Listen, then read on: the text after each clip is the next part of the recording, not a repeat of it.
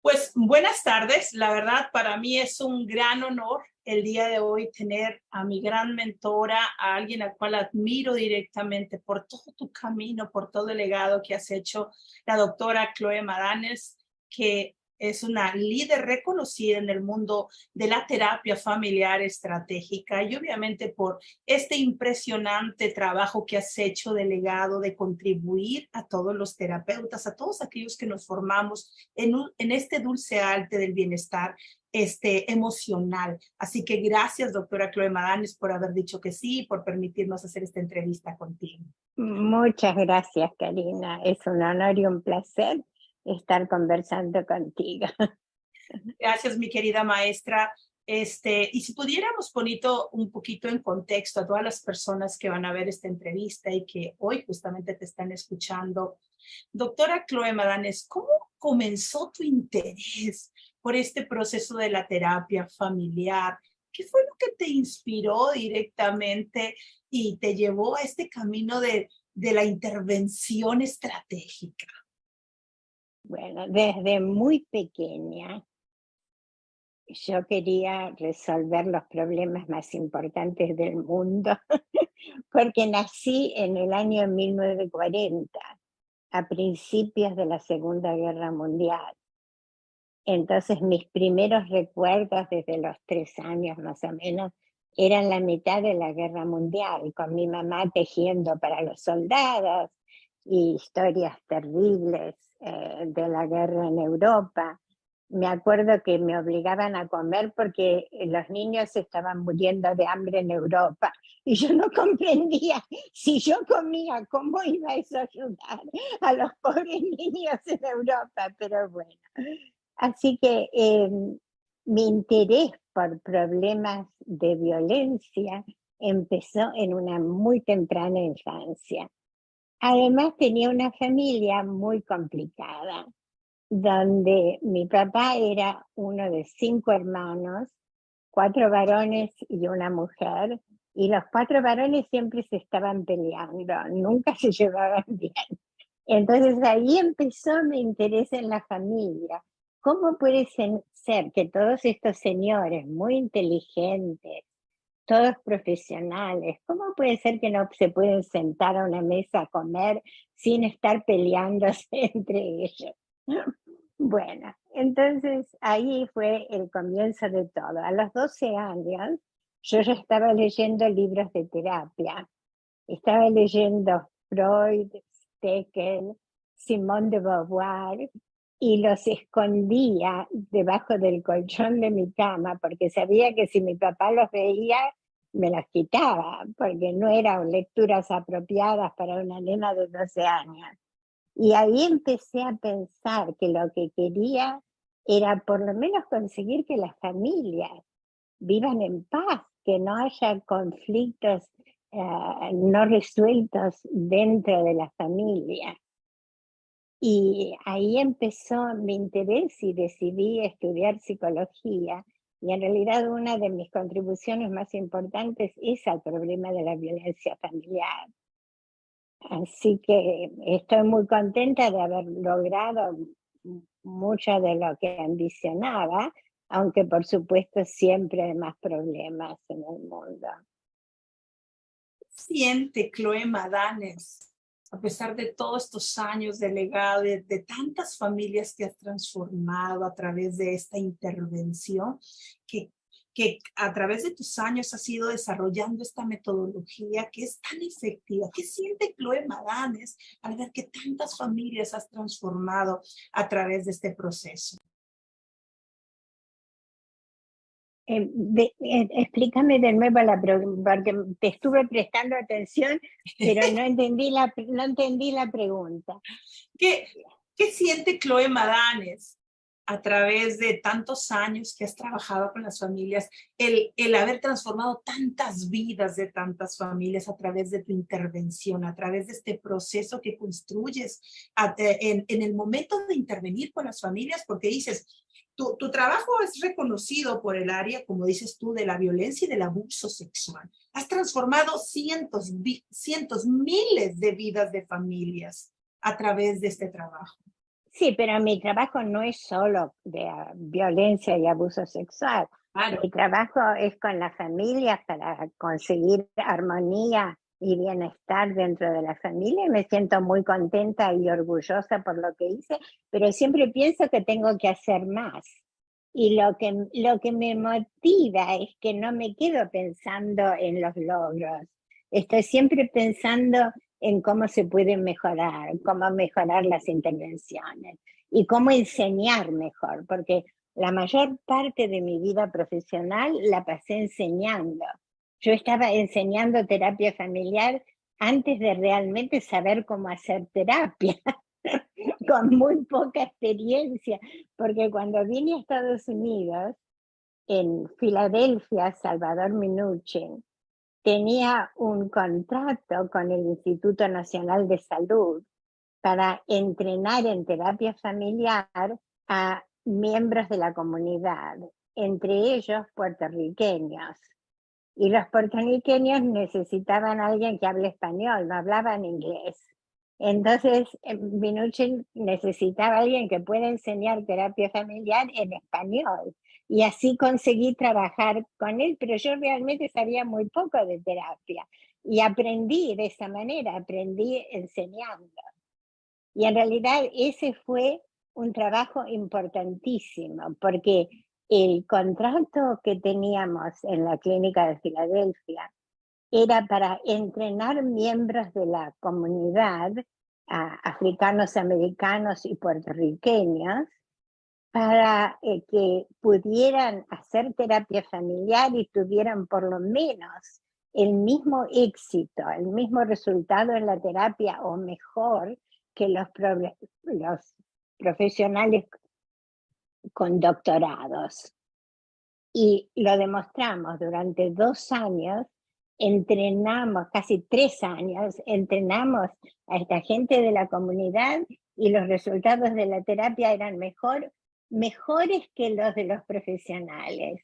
Ahora, ¿podrías pensar que eso tuvo algún efecto en el campo de la psicología? No, el contrato se terminó, escribimos nuestros papeles, presentamos los resultados y no cambió nada.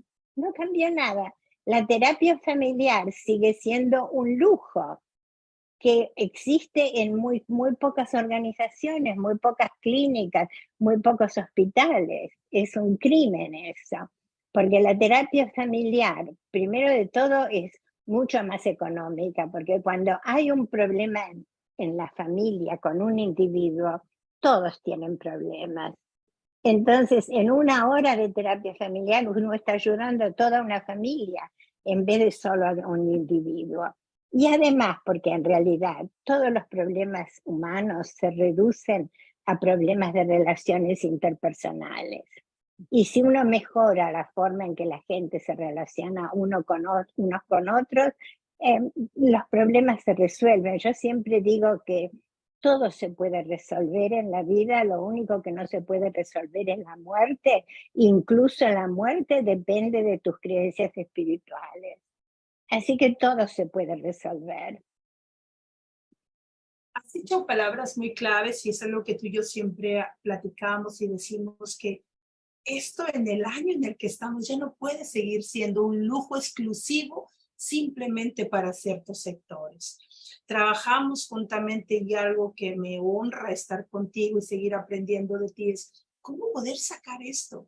O sea, lo hemos platicado en Latinoamérica, hay tanta necesidad y necesitamos que esto deje de ser una exclusividad y que mejor aún podamos ayudar a cientos de familias en el contexto vulnerable en el que se encuentran y cómo este recurso de intervención hoy se vuelve en una arma superpoderosa para los que lo trabajamos y también así como dicen como dice por ahí, el que tiene un superpoder también tiene un supercompromiso de poder ayudar a cientos de familias. ¿Qué crees que necesitamos hacer hoy en día para que este enfoque que justamente tú nos estás regalando a través de tu legado, de tu trabajo, de tu interés y de tu incansable lucha día con día, porque mejore definitivamente el bienestar de las familias?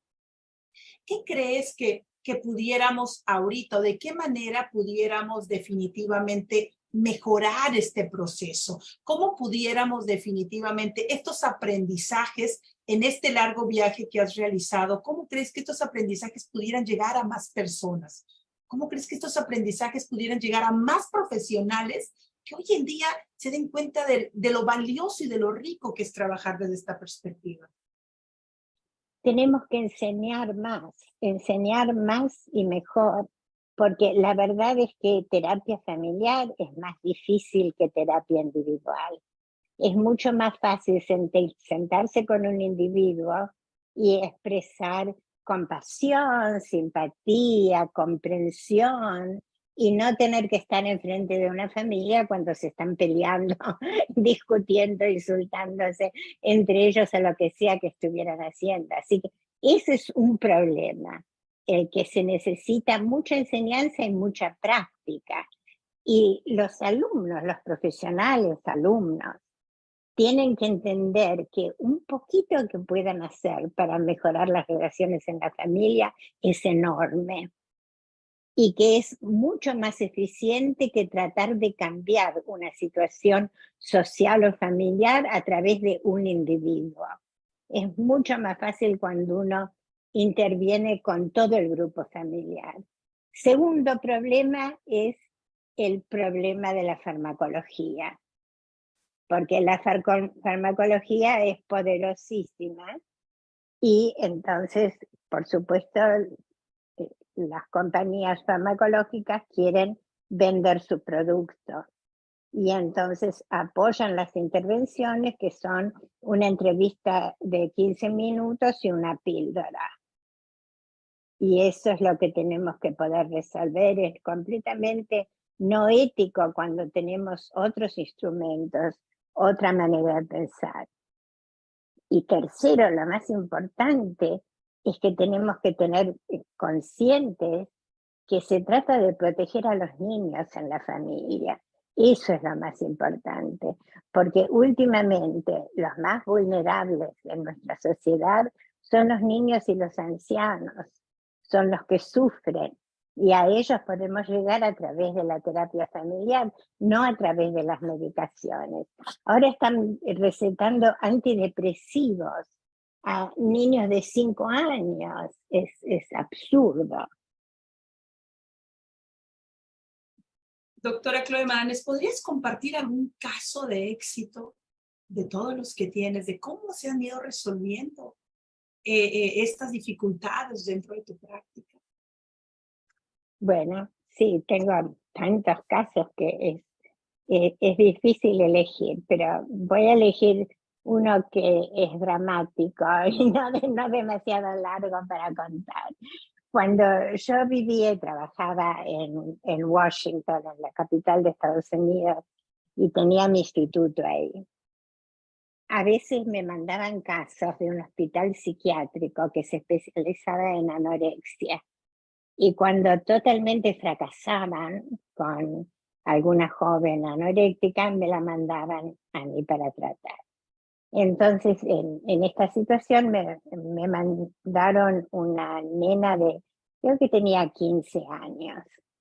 El padre era un abogado muy temido en, en Washington. No tengo la palabra en español, un abogado acusador, no sé cómo se dice, sí, muy prominente, muy importante. La madre era la única hija de sobrevivientes del Holocausto que habían fallecido, y tenía una tía que había muerto de anorexia. Y ella era una señora un poco no totalmente presente. Y la historia era que el padre del padre falleció al mismo tiempo que él conoció a esta señora que pasó a ser su esposa. Y él pensaba, me lo dijo, que por su tremendo dolor por la muerte de su padre, se había apresurado a casarse con esta mujer prematuramente a los 3 meses de conocerla. Ella quedó embarazada muy pronto y se divorciaron antes de que naciera esta niña. Entonces, los, tenían un arreglo en el divorcio que vivían uno muy cerca del otro, y desde que era una bebita, ella la pasaban de una casa a la otra. La señora no se volvió a casar, el señor sí se volvió a casar y tenía un buen matrimonio. Yo los invité a los tres a la primera sesión y ella no vino, porque tenía una fiesta, una cuestión, un homenaje, una fiesta de caridad. Eso ya decía mucho, ¿no es cierto? La niña parecía un esqueleto, horrible, impresionante, era doloroso mirarla. Y además ruminaba, que es un síntoma de anorexia, como las vacas, constantemente masticando sin tener nada en la boca. Y era imposible hablar con ella, porque no tenía sentido lo que decía, porque la anorexia llega a un momento de gravedad en que afecta la inteligencia. Bueno, entonces el señor me contó esta historia. Yo conseguí que la mamá viniera a la siguiente sesión. Tuve 2 o 3 sesiones para conocerlos y después los cité solo al padre. Y en la relación entre el padre y la madre en esta familia era de un odio y de un resentimiento impresionante.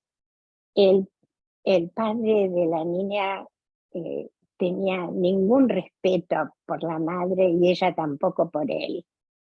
Y todo era una enemistad y un rencor que era muy desagradable. Desagradable incluso para mí como terapeuta estar en una conversación con ellos.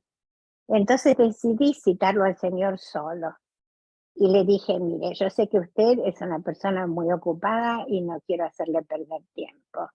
Y yo también soy una persona muy ocupada y no me gusta perder el tiempo. Así que le quiero decir que si usted quiere salvarle la vida a su hija, le puede salvar la vida. Y si no quiere, se va a morir y está en sus manos. Y él me dijo, pero ¿cómo? Por supuesto que quiero salvarle la vida. ¿Qué quiere decir usted? ¿Cómo salvarle la vida? Y le dije, bueno, entonces esto es lo que usted tiene que hacer. Yo sé que usted la lleva todos los días al mercado orgánico a comprar las semillitas, que es lo único que ella come, y quizás alguna verdurita también. Y usted la busca en la casa, la lleva, la niña no va a la escuela más porque la expulsaron de la escuela por estar tan cadavérica, por supuesto. Entonces le dije, cada vez que usted la lleva a comprar sus semillitas y sus verduritas al mercado, quiero que usted le diga estas palabras. Quiero que entienda que yo la amo a tu mamá, no como esposa, pero porque es tu madre y siempre la voy a amar y siempre la voy a proteger y siempre le voy a dar todo lo que necesita. Nada más quiero que entiendas eso. Durante el día la llama por teléfono y le dice lo mismo. En cualquier ocasión que la ve, porque él la veía todos los días, a veces 2 veces por día, la amaba mucho a esta niña. Quiero que le repita lo mismo y quiero que la llame por teléfono a la mamá de la niña y le diga que usted siente mucho que hubo tantos problemas entre ustedes y usted quiere decirle que siempre la va a ayudar, siempre la va a mantener, siempre le va a dar todo lo que necesita y va a estar presente para ella a diario. Y quiero que se lo prometa muy seriamente y que lo haga. Yo sé que usted no tiene tiempo, así que va a tener que contratar a una secretaria especialmente para que se ocupe de su ex esposa y de darle todo lo que ella necesita, porque yo sé que ella tiene muchas necesidades, que quizás para usted no son necesidades, pero para ella son. Y me dijo el señor incrédulo, me dijo, ¿y entonces la nena va a comer? Le dije, sí, va a comer. Fue una cuestión de 2 semanas y la nena empezó a comer. En más o menos 4 semanas ya había aumentado de peso, estaba fuera de peligro. Yo tuve que llamar a la escuela, hablar con la directora para que la acepten de nuevo en esta escuela privada muy especial donde iba, que la directora no la quería tener más, por supuesto. Pero le prometí que no iba a haber una recaída, que la niña iba a estar bien. Y así fue. Entonces, este es un ejemplo muy dramático de cómo el conflicto en una generación puede afectar a la generación siguiente, de manera que es difícil de creer, pero es verdad. Y cómo se puede resolver en una cuestión de 3, 4 sesiones. Y eso es la belleza de saber desde este punto de intervenir de las relaciones, ¿no? Porque obviamente Sí. sacaste a esta hija que estaba en este proceso de triangulación del problema de los padres, porque el problema eran los padres y obviamente esta chica era la que estaba llevando todo este proceso. Sí, incluso lo que le dije al Señor, para hacerlo más dramático, le dije así: en la guerra entre usted y su ex esposa, la nena está recibiendo todas las balas. Eso le impactó mucho, pero era la verdad, era la verdad. Es como que ella estaba en la mitad de los dos recibiendo las balas de los dos.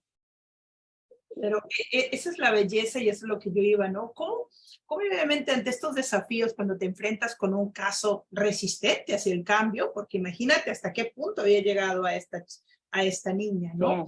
Hasta qué punto y hasta que, como tú dices, el Señor como que un poco incrédulo, pero aún así lograste que esa intervención se ejecutara.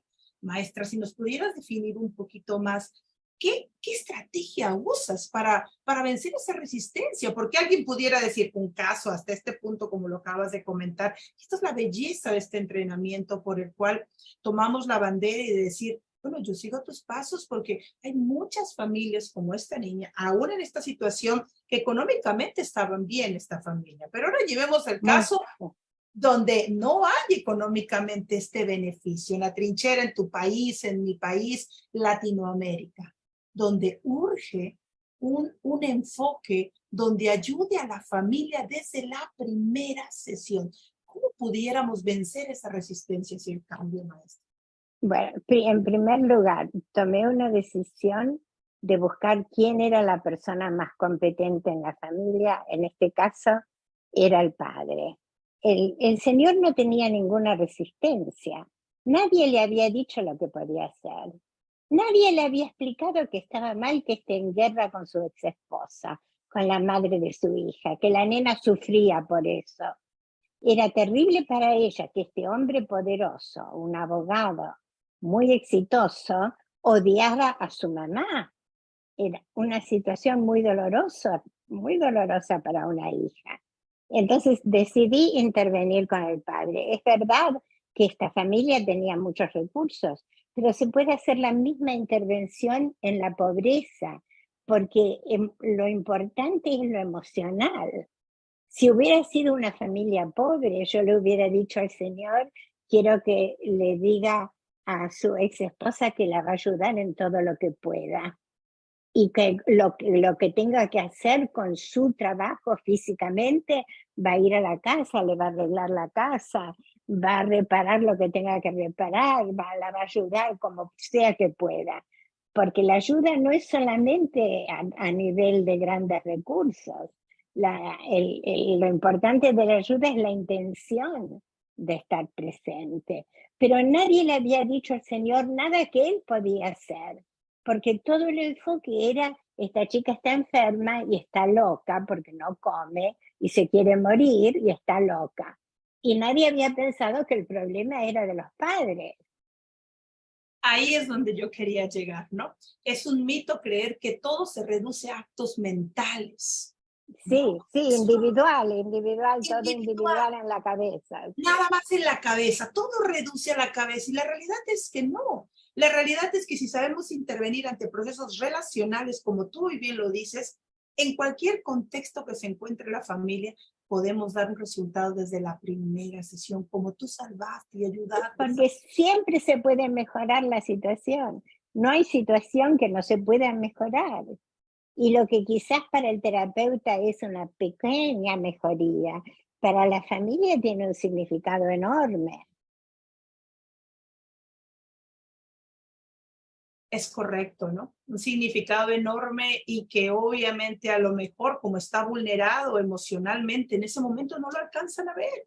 Y ahí entras tú, ¿no? Desde ese poder de cómo saber intervenir, que obviamente pudiste generar un cambio. De verdad, creo que es algo, gracias por compartir el caso, maestra. ¿Cuántos niños en una cuestión como tocas de anorexia? Otra cuestión, ¿cuántos niños están mal medicados a una edad como tú me lo dices? No hay necesidad. Toda la medicación para niñas, excepto que sea por un problema neurológico, es mala, porque están interfiriendo con el cerebro que se está desarrollando. Acá en Estados Unidos hay muchas familias que hacen medicar a los niños para que les vaya mejor en la escuela. Es mejor que les vaya mal en la escuela, pero que no estén medicados. Y muchos problemas. Di un ejemplo de una anoréxica que se estaba muriendo porque es dramático y es importante, pero un niño que, por ejemplo, no quiere ir a la escuela, o que se porta mal en la escuela, o que no presta atención. No es que no presta atención, no es que se porta mal porque es hiperactivo, es porque está preocupado por otra cosa. Como terapeuta hay que averiguar qué es lo que le preocupa al niño. Y generalmente la situación de la mamá es lo que le preocupa. Y ahí es donde hay que intervenir. Soy Karina Mejía, terapeuta familiar, empresaria y creadora de la metodología Terapia Efectiva. Y he creado un entrenamiento totalmente gratuito, en vivo y en línea, donde te voy a enseñar el paso a paso para que puedas facilitar este dulce arte del bienestar emocional en tus consultantes desde la primera sesión, permitiéndote tener una práctica exitosa y rentable. Así es que si esto resuena contigo, dale clic en el enlace que viene aquí abajo, regístrate. Esto es un entrenamiento totalmente gratuito, pero tiene un cupo limitado, así que dale clic en el enlace que viene aquí abajo, regístrate y te veo dentro. Totalmente de acuerdo. No hay niños que no prestan atención, están prestando atención a otra cosa. A otros agentes, ¿no? Externos que no les tocan. Que no claro, que no pueden expresarlo. Entonces lo único que expresan es su desaliento, su desesperación. No saben cómo comunicar cuál es su verdadera preocupación. Claro, totalmente, ¿no? Y ahí es donde el maestro junto al padre de familia, ¿no? Deberían hacer una alianza para saber cómo trabajar con este chico, ¿no? Y exactamente. Y muchas terapeutas, si entrevistan a alguien, es a la mamá, pero generalmente ni le prestan atención al padre. Y ese es un error terrible. Maestra, tú has influenciado la vida de muchos terapeutas, de cientos de terapeutas a lo largo de estos años. Miles, totalmente. ¿Cómo ves el futuro de la terapia familiar, de la terapia estratégica, esta intervención estratégica? Yo soy optimista, yo creo que hay un buen futuro porque cada vez más la población en general es más inteligente. La información es accesible para todos hoy. Si uno tiene cualquier pregunta, la pone en Google y ahí tiene la respuesta. Hay mucho más conciencia de la violencia indirecta y hay mucho más conciencia de prevenir la violencia indirecta, que no es solo la violencia dentro de la familia, es lo que se llama acá en inglés la violencia lenta.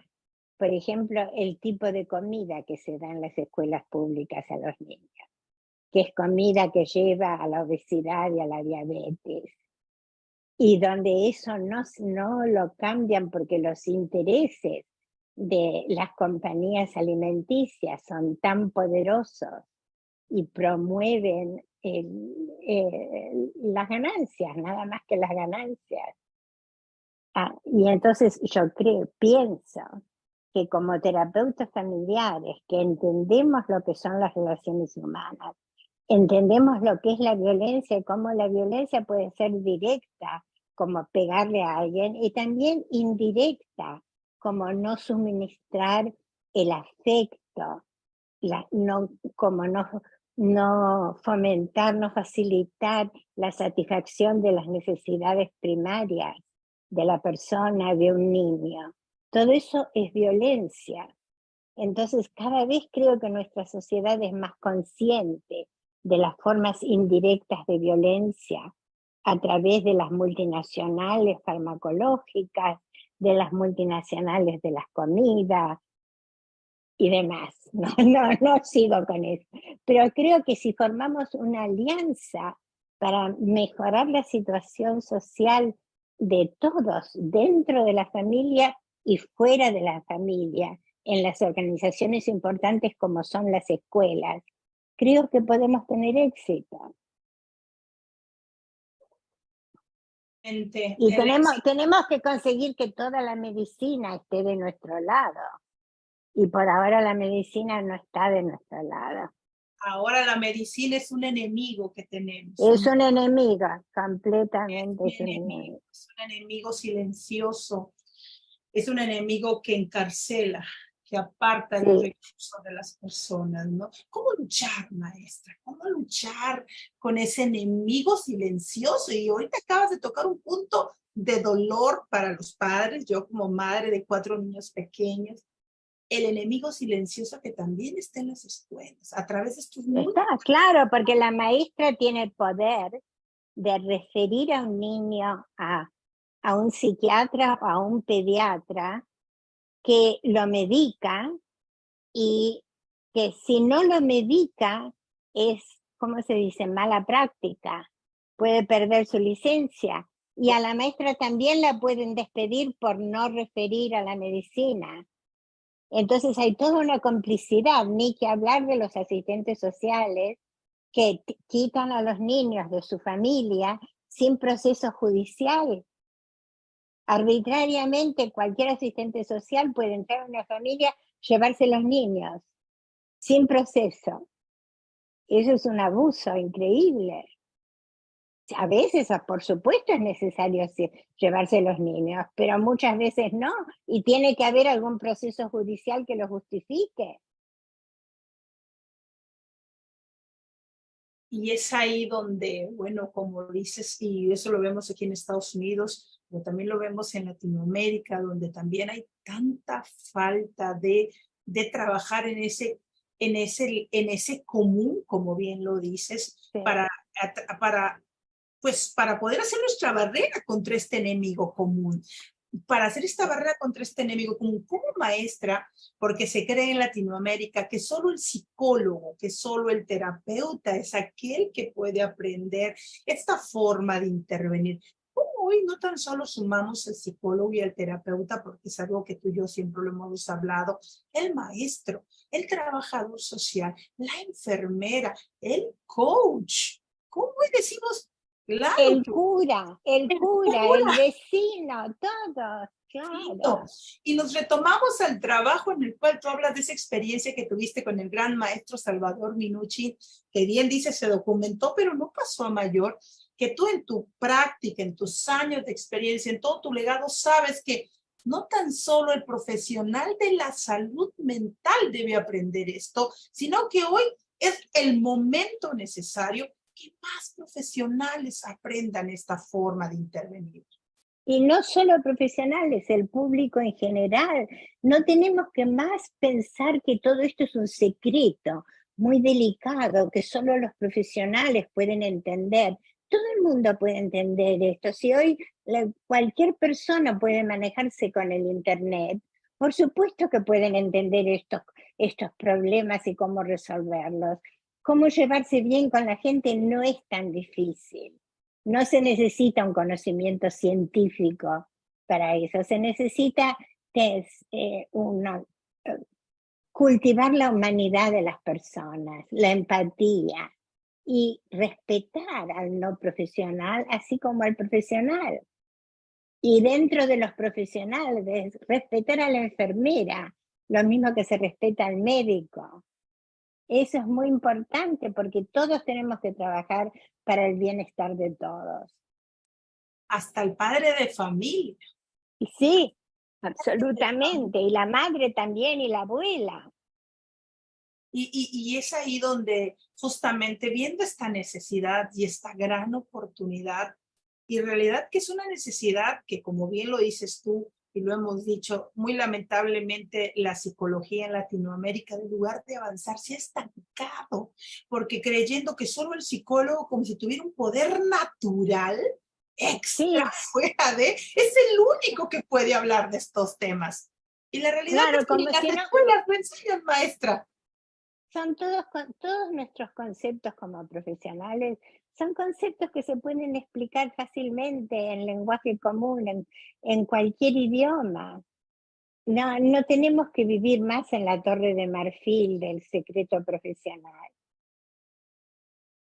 Me encantó esa analogía. Será el momento de salir de esta torre del marfil y abrirlo. Sí, Justamente ante esto de abrirnos desde esta torre de marfil, tú vas a brindar un entrenamiento a no tan solo a profesionales, fuera de profesionales, en el cual ellos van a poder tener la oportunidad de que tú seas sus mentora durante 8 semanas. A estas sí. profesionales, padres de familia, ¿qué pueden esperar dentro del entrenamiento? Aquel que dice, yo no soy profesional, pero me interesa aprender esto que hoy nos están diciendo.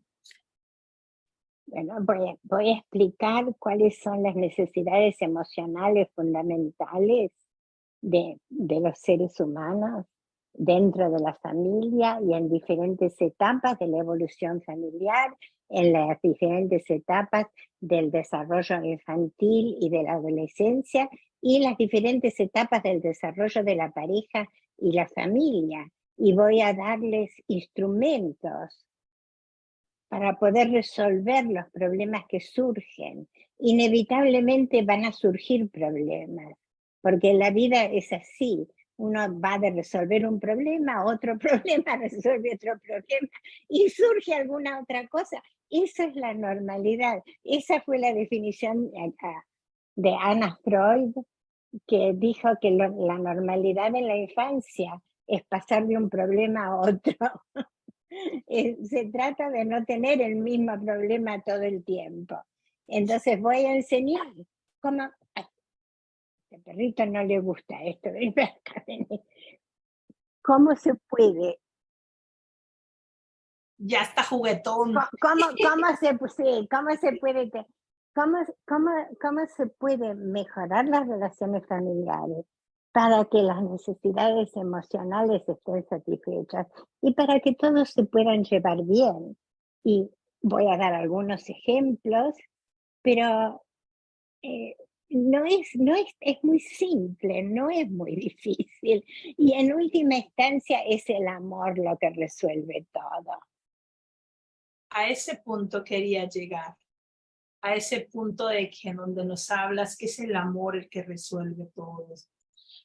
¿Cómo justamente estas técnicas y estas herramientas que van a poder aprender y de la mano de la gran doctora Chloe Madanes, va a transformar no todo tan solo su vida profesional, sino también su vida personal? ¿Cómo lo van a experimentar dentro de este entrenamiento, maestra? Por ejemplo, volviendo al ejemplo del abogado con la hija anoréxica, yo me di cuenta que él pensaba de un modo que no podía amar a su ex esposa porque estaba divorciada. Entonces hay prejuicios que la gente tiene acerca de qué es lo apropiado, de cómo llevarse. Uno puede estar divorciado y todavía amarse y llevarse bien y colaborar. No, no hay una prohibición para el amor. Y entonces hay como un prejuicio. A veces lo que es importante es entender, no estoy de acuerdo con esta persona, pero lo respeto y lo aprecio y lo quiero y nos podemos llevar bien igual. Y eso es muy importante. Y esto lo pueden entender y lo pueden poner en práctica profesionales y no profesionales, pero hay que hacerse escuchar. Y tenemos que influir en los miembros públicos también, porque otro enemigo es la psicología popular, donde están llamando, por ejemplo, ahora es el narcisismo. Ah, ese padre es un narcisista. Y estas pobres mujeres se divorcian de un señor porque dicen que es un narcisista. Caen en la pobreza. Los hijos viven en la pobreza porque ella se divorció. Y el señor, lo único que era un señor enfocado en su trabajo. Y eso ahora se llama narcisismo. El señor piensa en su trabajo porque, claro, es el que pone el pan en la mesa, ¿no es cierto? Y ahora es un narcisista. Oh, la abuela es tóxica. ¿Por qué es tóxica la abuela? Porque quiere que a los niños se los quiera más, se los mime más, lo que fuera, ¿no es cierto? Entonces, entre la toxicidad y el narcisismo son conceptos que venden libros, por supuesto, porque todo el mundo quiere buscar un enemigo siempre. Y venden libros a costa de separar a las familias y causar tanto sufrimiento. Hay millones de personas en Estados Unidos, de padres y abuelos, que están alienados de sus hijos y nietos, donde hay una generación de adultos que expulsaron de sus vidas a los abuelos, a los padres, donde los abuelos ni siquiera conocen a los nietos. ¿Por qué? Porque los abuelos son tóxicos o narcisistas o algo por el estilo. A eso es lo que iba, maestra. Más del 80% de la población está fuera con un mal diagnóstico que vende para marketing, para un libro. Claro. No, calidad. Ese Sí. de tóxico que me la ganaste, porque eso es todo tóxico ahora, todo. Todo es tóxica él, ¿no? Él es narcisista, los apegos, las heridas emocionales desde la niñez. Ah, sí, las heridas, el trauma emocional. Sí. Antes, yo creo que las generaciones anteriores eran más fuertes. Ahora todo es trauma y todo el mundo es débil y todo el mundo es una víctima. Todo mundo es un trauma, un débil, es que tienes que sanar aquella herida emocional. Sí, y va a tardar años. Es otra manera de ganarse la vida muy bien en terapia, cuando uno dice que va a tardar años, ¿no es cierto?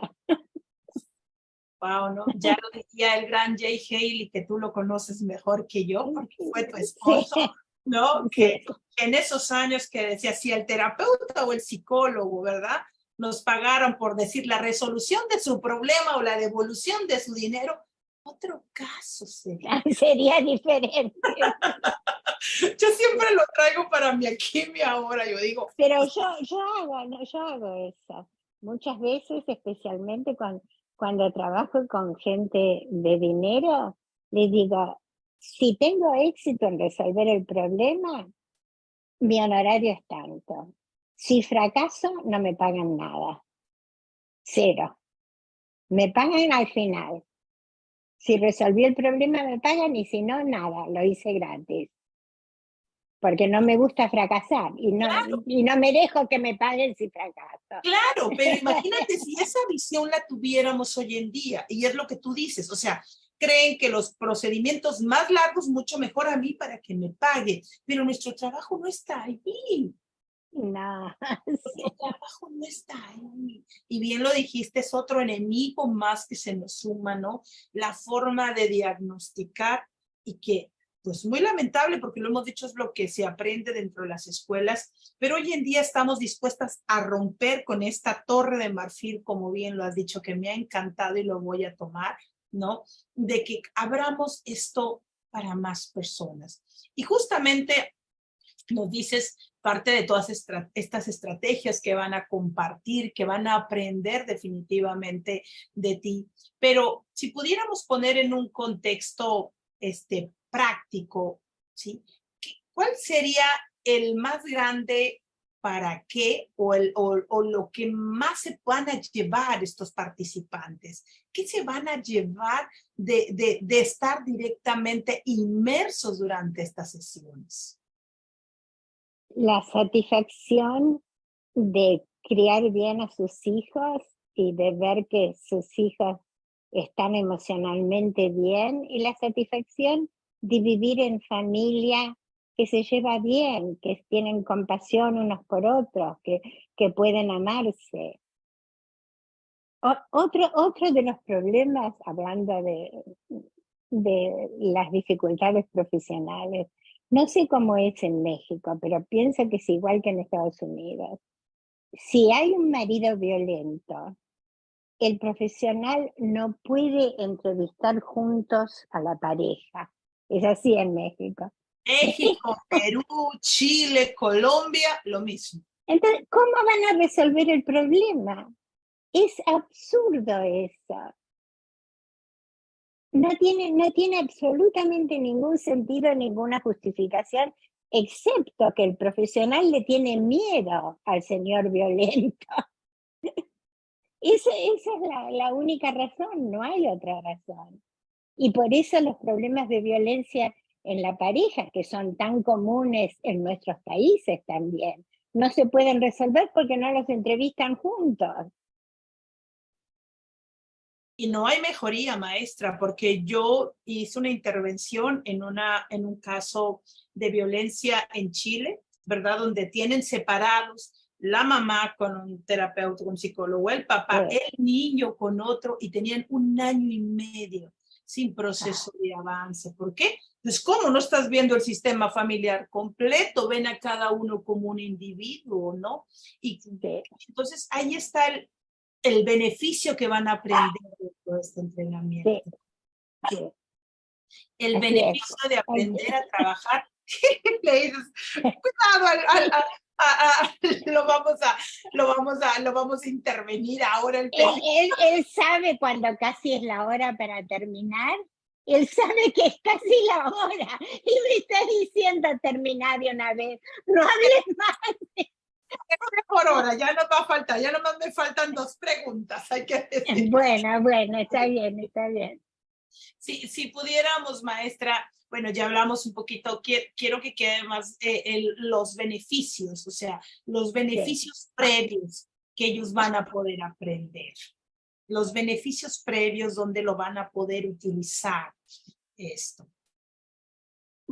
Es muy difícil una contestación directa, pero le voy a dar a través de darles muchas estrategias, muchas maneras de hablar, muchas maneras de conectarse.